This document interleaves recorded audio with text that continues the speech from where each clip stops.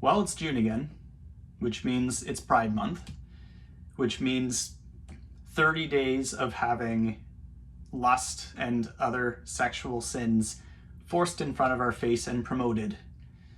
And in the face of all that, it's really easy to focus on the thing that's being presented and to fight against that. And fair enough. It's the big, loud, obvious thing in front of our faces. It's the one with the flashing lights around it. And it's the most blatantly offensive to sensibly minded people. It's the thing that we think of immediately whenever we see the symbols of this month. And it's the thing that a lot of people talk about and deal with directly. Again, fair enough. But as I think about it, I wonder if sometimes we focus so much on this, what I see as a symptom of a deeper issue, that we miss the sort of fundamental cause. And that cause is right in the name. It's pride. Pride is a sin that we talk about every now and again, but oftentimes we don't give the attention it deserves. Because it's one of the 7 deadly sins. But more than that, it's historically been considered the queen vice, the life source which feeds all of the other deadly sins. In a way, it's the original sin. Pride is the thing that makes us desire the place of God and emboldens us to actually reach out and try to grasp at it. It also pits us against each other fundamentally. As we inflate the view of ourselves and our desires, we allow it to steamroll everyone else in our way with no regard for their good. It's a terrible, ugly toxin to the soul. It's the motivation behind every single rebellion to the virtue of religion. And I think it is perfectly characterized and crystallized in the doctrine behind Pride Month. It might be easy to assume that the month of June has mostly become about lust. And again, that's totally fair. It's the blatant thing, and there's a whole lot of it going around. I'm not going to argue that at all. But again, I will say I think it's a symptom of the greater disease. The month is aptly named Pride. And if you think about what the doctrinal cry of Pride Month is, what is it other than to say we are our own gods and can define ourselves however we choose?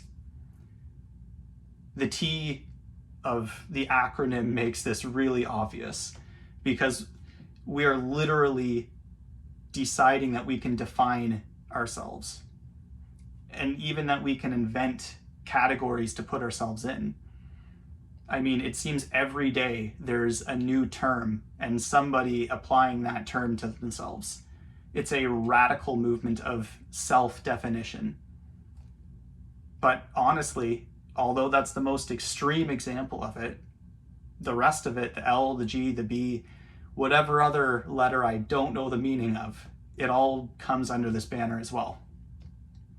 Because if we think about these other things, they make the same claim, although on a bit of a smaller scale. They only target our sexuality rather than our entire being.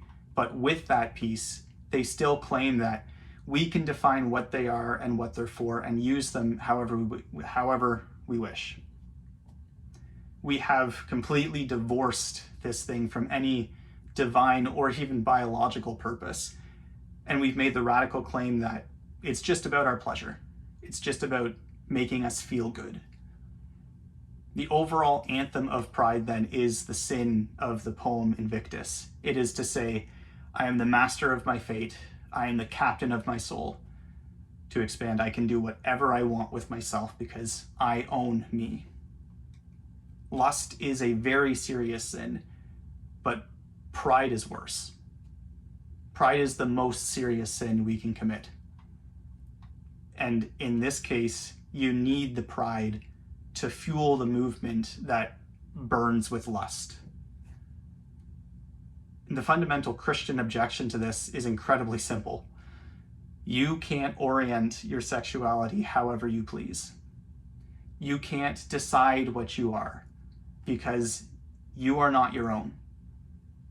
Your humanity and everything involved in it is a gift to you. It is something lent to you by the Creator. And the Creator has set a purpose for these things. He knows what the good in them is. And if we try to go outside of his plan for them, we're not redefining ourselves. We're not successfully laying claim over our being. We're shattering ourselves. We're killing ourselves. We're destroying ourselves. Christians protest pride not because we're prudes, but because we just cannot sign off on self-destruction. We cannot give in to a movement that goes against what we were created for, which is not determined by us. So there's the question then of what do we do with all this? And is there any good that we can gain from the mere idea of Pride Month?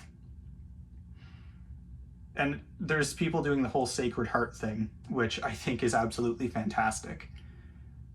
But at the very least, as Christians, let's take this month to seriously consider the pride in our own lives. Because the terrifying reality of pride is that it will find any way to sneak in and infect everything that you touch.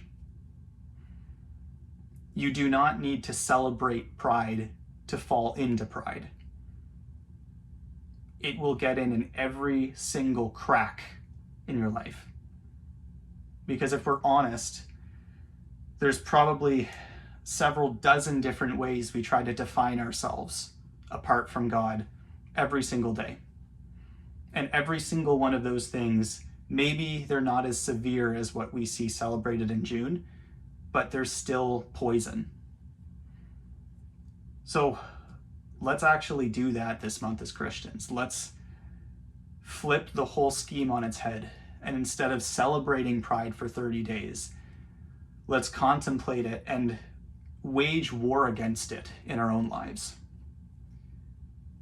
Because that apple is always before our eyes, tempting us to take a bite out of it.